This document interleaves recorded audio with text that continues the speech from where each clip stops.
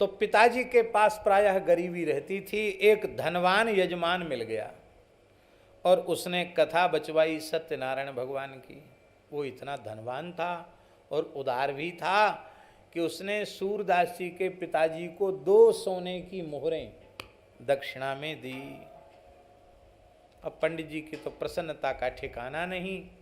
पंडित जी 2 मोहर लेके आए और अपनी पत्नी को, गृहिणी को मोहर दिखाई और कहा, देख ले भगवान, हमारी दरिद्रता पर, हमारी दीनता पर तरस खाकर भगवान ब्रह्मण्य देव हैं, उन्होंने बड़ी करुणा करी, जजमान को प्रेरणा कर दी और 2 सोने की मोहर मिल गई। अब तो क्या है, अब क्या कमी है देवी घर में। ये 2 मोहर बाजार में ले जाएंगे, बनिया को देंगे और इसके बदले राशन ले आएंगे, आटा, दाल, चावल, घी, बूरा सब ले आएंगे और कुठार भर जाएगा हमारा। और फिर जब तक कुठार में आनंद से राशन पानी है तब तक तो किसी का मुंह देखने की जरूरत ही नहीं, तब तक खूब राम राम करेंगे। फिर कोई भगवान जजमान भेजेंगे। तो 4-6 महीने तो 2 मोहर में बीती जाएंगे। प्रसन्न हो गए ब्राह्मण देवता, और ब्राह्मण देवता ने कपड़े में लपेट कर वो 2 मोहरें, भैया जी अभी भी ब्रज के गांव में कच्चे मकान हैं। अब तो धीरे धीरे सब कच्चे खत्म हो रहे। गोबर मिट्टी की लिपाई और ऊपर से फूस के छप्पर, ऐसी गामन में बनते थे। तो सूरदास जी जिस घर में पैदा हुए थे वो भी मिट्टी का कच्चा मकान था, ऊपर से फूस का छप्पर था। तो ताख में कपड़े में लपेट करके वो 2 फटे पुराने कपड़े में लपेट करके वे 2 मोहरें पंडित जी ने रख दी। और महाराज जी दूसरे दिन उनको बनिया की दुकान पर ले जाना था सामान लेने के लिए। तो जब वहाँ देखी तो न कपड़ा मिला न मोहर मिली। अब तो हाहाकार मच गया, घर में रोना गाना शुरू हो गया। पिता पंडित जी भी रो रहे थे, माँ भी रो रही थी कि देखो जीवन में पहली बार देखवे कुआई की मोहर होए कैसी, और हम कैसे अभागे हैं। वो सोने की मोहर भी हमारे पास नहीं रही, चली गई। हाय हाय कहाँ गई। पूरा घर खोज मारा, कहीं नहीं मिली। हुआ क्या था कि वो चूहा वो कपड़ा सहित मोहर लेके गए, उन्होंने छप्पर में खोस दी। उन्होंने सोचा कि कोई खाने पीने का सामान है, तो खाने पीने का सामान नहीं, तो कपड़ा काट कूट करके वो कपड़े के से छप्पर में उसको खोस दिया, घुसेड़ दिया। अब वो जहाँ रखी थी वहाँ तो मिली नहीं।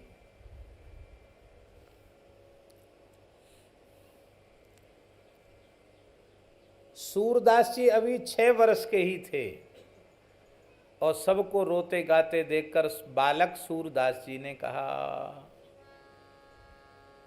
पिताजी, माताजी, आप तो शास्त्रों के विद्वान हैं, आपने धर्म ग्रंथ पढ़े हैं, फिर भी इस नाशवान संपत्ति के लिए रो रहे हो। हम अकिंचनों का धन तो श्री राम नाम है।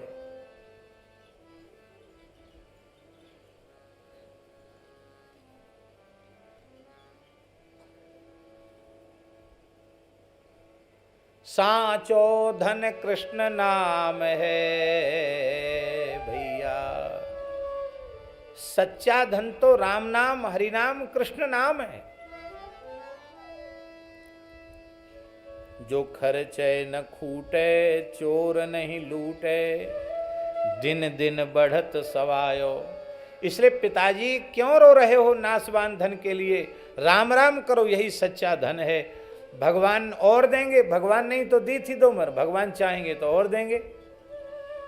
महाराज बालक सूरदास जी का वह उपदेश पिताजी माताजी को ऐसा लगा जैसे किसी ने जले पर नमक छिड़क दिया। पिताजी बोले, तू ऐसा अभागा है कि जिस दिन से पैदा हुआ है हम लोगों को अन्न के लाले पड़ गए। अरे हम तो तेरो पाप भोग रहे हैं। हाँ, काम को ना धंध को, सबरी सार संहार तेरी करनी पड़े, और बैठो बैठो ज्ञान और छांट रहे हो के या धन के लिए काय को रो रहे हो, धन कौन के संग जाएगो। अरे यहां खाने के लाले पड़ रहे हैं, तू उपदेश दे रहे है।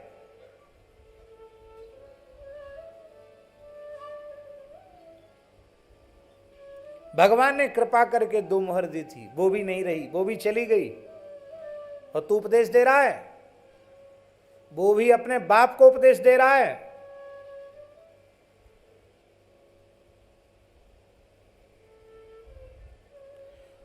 तुझसे हमें लाभ ही क्या है, तुम हमारे किस काम के हो। इसको कहते हैं संसार। तुम हमारे हो किस काम के। सहयोग करना तो दूर रहा, उपदेश ऊपर से दे रहे। सूरदासी अभी केवल 6 वर्ष के हैं, लेकिन दिव्य ज्ञान से संपन्न है। क्यों न हो, साक्षात उद्धव जी। उन्होंने कहा, पिताजी यदि आपको धन के प्रति ही इतनी महत्व बुद्धि है तो हम बता तो सकते हैं कि वो मोहर कहाँ है। घर में ही हैं, हम बता सकते कहाँ है मोहर, लेकिन एक शर्त पर। क्या शर्त है? बोले शर्त यह है कि मोहर तो बता देंगे, लेकिन बताने के बाद फिर हम इस घर में रहेंगे नहीं। क्यों?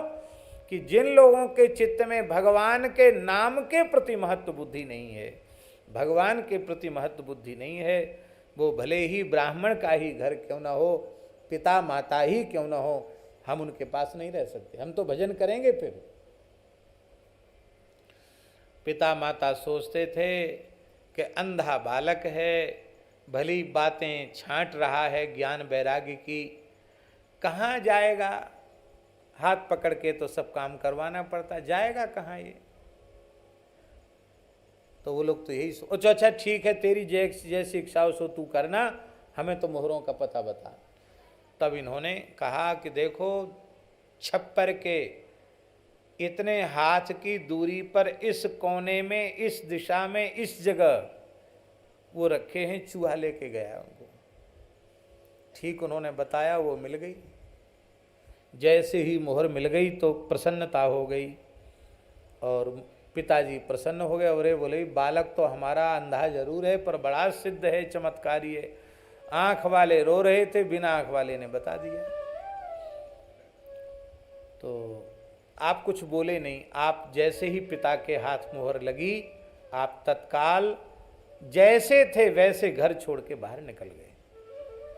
पिता माता ने बहुत समझाया, लेकिन सूरदासी की समझ में नहीं आया। बोले बस भगवान ने बड़ी कृपा की, संसार का स्वरूप हमें समझा दिया। बोले तुम अंधे हो, किसके सहारे रहोगे। तो सूरदासी ने कहा, जिन भगवान ने हमें नेत्रहीन बनाया, उन्हीं भगवान के नेत्रों के सहारे, उन्हीं की नजर में हम रहेंगे, उनके सहारे हम रहेंगे। पिता माता बोले कि हम तो तुमको नहीं जाने देंगे, इस अवस्था में तुमको हम नहीं जाने दे सकते। सूरदास जी ने कहा, देखो ज्यादा हट करोगे तो वो जो 2 मोहर मिली है ना, वो फिर अंतर्धान हो जाएगी, गायब हो जाएगी। और पिताजी तो बेचारे इतने आकर्षित थे उस 2 मोहर के पीछे कि वो इतने ढीले पड़ गए कि उन्होंने कहा, फिर हम कुछ नहीं बोल सकते, तेरी जैसी इच्छा हो।